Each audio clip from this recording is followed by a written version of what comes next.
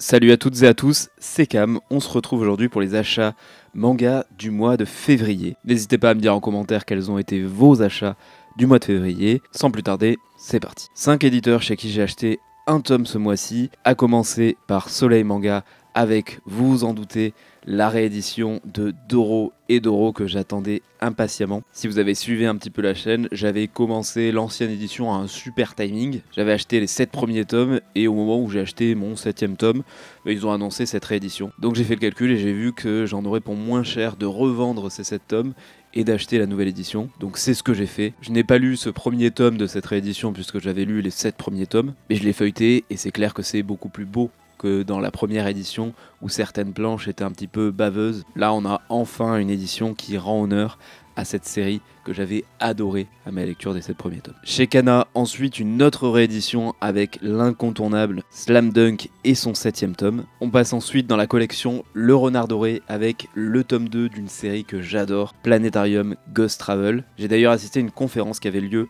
à la librairie Tsundoku à Marseille. Ça avait déjà eu lieu avec Kiyun pour la première édition, avec Ahmed Agne qui avait présenté sa propre vie et les éditions Kiyun. Là c'était Rémi Inglaterra, plus connu sur Instagram sur Rémi no Tsundoku, qui nous a présenté son parcours super atypique mais hyper intéressant, jusqu'à la création de cette collection Le Renard Doré chez les éditions Rue de Sèvres. Pour l'occasion, j'ai d'ailleurs rencontré 2 d'entre vous. D'abord Manga Evolution, qui fait d'ailleurs de super fresques, je vous mets le lien de son Instagram en description, mais aussi un autre abonné, et je me suis rendu compte après lui avoir parlé que je lui ai ni demandé son pseudo ni lui demandé son nom. Donc si tu vois cette vidéo, n'hésite pas à mettre un petit commentaire pour me dire qui tu es. En tout cas, c'était super cool d'échanger avec vous deux, et la conférence était juste géniale. J'ai d'ailleurs récupéré quelques goodies pour l'occasion, un super shikishi de Planétarium Ghost Travel, mais aussi un petit foulard, qui est le petit foulard du Petit Requin, un manga que je n'ai pas parce que c'est peut-être plus ciblé pour les enfants, même si Rémi expliquait que ça ciblait pas forcément que la jeunesse. Les enfants aiment beaucoup, mais les parents aussi. Et j'ai aussi récupéré quelques autres goodies, notamment un porte-clés du Petit Monde de Kabocha de Daisuke Igarashi. En tout cas, c'est toujours agréable d'avoir une librairie comme ça qui propose ce genre d'événement, et j'ai hâte de savoir qui sera le 3e éditeur à être mis en avant de la sorte. J'ai ma petite liste de préférences de mon côté. C'est vrai que j'aimerais beaucoup voir un Saka dans cet exercice, ou 3 autres éditeurs que j'apprécie fortement, Naban, IMHO ou le Lézard Noir. L'une des nouveautés que j'attendais le plus en 2025, Mon ami Kim Jong-un aux éditions Futuropolis par Kumsuk Gendre Kim. Vous verrez mon avis dans les vidéos bilan lecture, mais le coup de cœur attendu était bien là. Un autre coup de cœur pour un titre et son auteur, Shuo Sato pour Stand By Me Kakuemon, le tome 3 aux éditions Meian. On a rattrapé la parution japonaise, et ce qui me fait un petit peu peur, c'est que Shuo Sato a commencé ce manga en 2015, on est en 2025, il y a juste 3 tomes qui sont sortis, donc j'ai peur qu'on attende très longtemps avant le 4e tome. On passe maintenant aux éditeurs en 2 tomes avec Delcourt Tonkam. Celui-ci je l'ai classé chez Delcourt Tonkam, même si c'est juste les éditions Delcourt pour de la BD.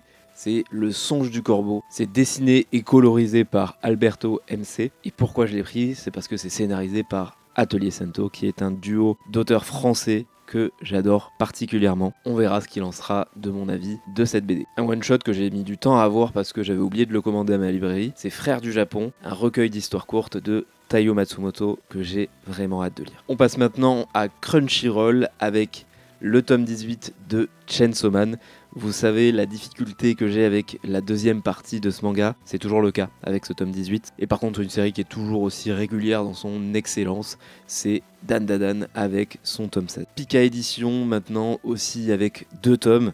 Tout d'abord le tome 3 de Susume. Je me suis d'ailleurs rendu compte que je l'ai présenté dans les bilans lecture du mois passé. Bon, c'est un petit peu dans le désordre, c'est pas très grave. De toute façon, c'est pas un manga que je vais retenir. Autant le film d'animation de Makoto Shinkai est exceptionnel, autant le manga est vraiment dispensable. Et une suite que j'attendais énormément, j'en parle tout le temps sur la chaîne, c'est Space Brothers avec son tome 44. Toujours tout en haut de ma pile quand j'achète des tomes. L'attente a été longue pour ce tome 44 et l'attente va être encore plus longue pour le tome 45 vu le cliffhanger qu'on a dans ce tome. 2 tomes aussi chez Mangetsu avec la suite de l'un de mes coups de cœur du mois dernier, c'est The Blue Flowers and the Ceramic Forest, le tome 7, et du Junji Ito avec Décapité, toujours une aussi belle édition. et on sait toujours pas combien de tomes il y aura dans cette collection. C'est vrai que j'ai remarqué que ça commence à prendre vraiment beaucoup de place dans ma collection. Décidément, j'ai acheté 2 tomes partout ce mois-ci, puisqu'il y a aussi 2 tomes chez Glénat avec la suite tant attendue de Red Flower, un manga français de l'auteur Louis, toujours avec des couvertures qu'on remarque très très bien, et ce qu'il y a dedans c'est tout aussi bon. Et celui-ci, je suis en train de le lire, vous le voyez avec mon magnifique marque-page Kingdom, c'est le tome 7 de Blue Giant Explorer, cette 3e saison de Blue Giant. Bon, couverture magnifique comme la précédente. Et on arrive à la fin de cette saison puisqu'il restera encore 2 tomes pour la conclure. Chez le Lézard Noir, combien de tomes ? Eh bien, 2 tomes également. La suite de La Planète Verte, qu'est-ce que j'adore ce manga. C'est du Keigo Shinzo et c'est très très bon. Et celui-ci, je ne l'ai pas encore lu, mais je vais très bientôt le lire, c'est Hirayasumi, le tome 7, encore du Keigo Shinzo, mais on s'en lasse jamais de cet autre. Et on termine la salve des 2 tomes par éditeur avec IMHO et Harem End du Shintaro Kago et du très bon Shintaro Kago. Et un autre auteur que j'apprécie tout particulièrement, Usamaru Furuya, avec la suite de La Croisette des Innocents. Autant j'avais vraiment beaucoup aimé le tome 1, autant ce tome 2 exceptionnel. On saute une étape et on passe au podium avec en 3e place et avec 4 tomes, les éditions Kiyun, tout d'abord le 17e tome et enfin le dernier tome des Liens du Sang.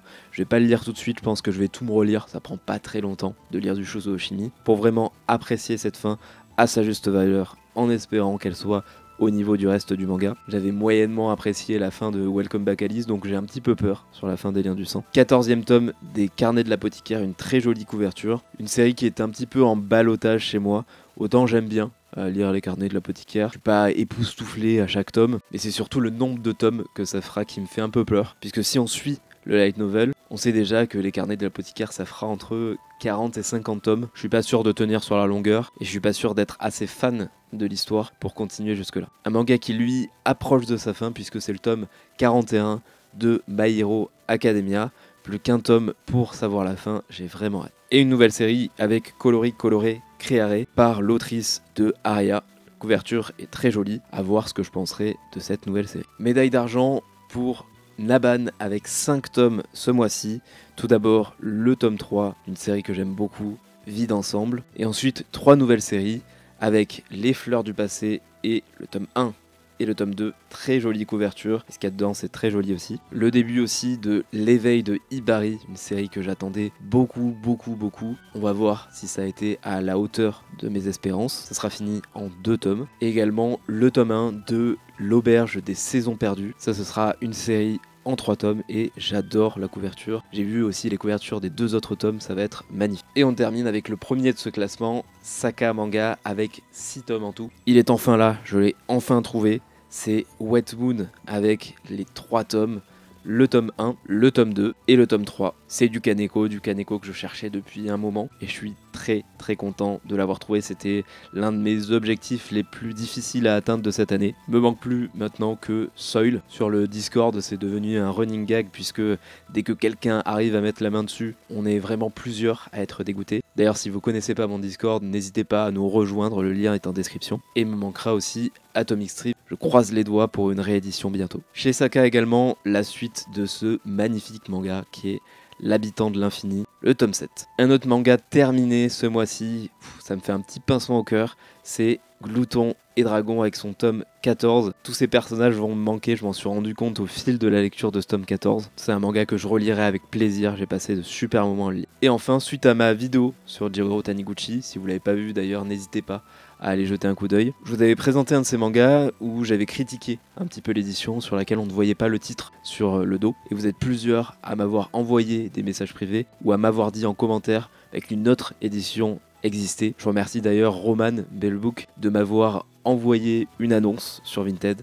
J'ai de suite craqué pour La Montagne Magique et une édition où on voit le dos, où on voit le titre. Donc si vous allez vers ce manga qui est vraiment génial, prenez cette édition plutôt que l'autre qui est toute fine et sur laquelle on ne voit rien sur le dos. Et c'est la fin de cette vidéo, merci à toutes et à tous de l'avoir suivi. N'hésitez pas à vous abonner à la chaîne si ce n'est pas encore fait et à mettre en commentaire quelles ont été vos meilleures lectures du mois. Nous on se retrouve très vite pour les 2 bilans lecture comme d'habitude. En attendant, prenez soin de vous, salut!